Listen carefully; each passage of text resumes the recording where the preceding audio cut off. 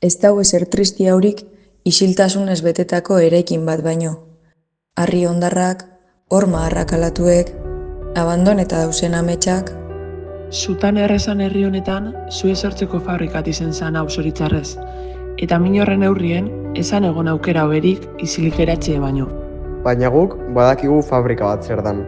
Beste erabateko zuetan sinesten dugu, testekogu isiltzeko asmorik. Zaratazko jendeu kanpoan. Burdin eta gorrotozko zarata jasan ezin bat. Inpozatute datorren agintari zen zaratia. Horregaitzik bota gendun atie behera. Sartu ginen sartu ez izan lekura, eta eraikitzen hasi iraultza txiki baten soinu banda marabilloso bat. Horregaitzik jarri gendu zen martxan eraikin honetako makinek. Hautsieken du herri konformistaten oskolari eta aurrera. Sormenan poleak bueltaka. Zinta garraiatzaile bat kajabete proiektu bideratzen. Alkarlanan erramintak eskuen. Eta zikera horretatik, urte luzetan zehar gailendu da. Trenan zaratien gainetik, bihotz handi bat opadaka.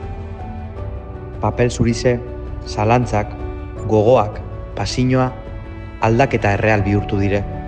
Memorixe, euskerie, kulturartekotasune, feminismoa, eraikin honen pilare zentral. Kulturia sostengatzea, erresistentzia eta maitasun ekintza bat dalako. Kolektiboa dalako garenan izpilue eta deno garelako ederra hauek eusten dugun momentutik.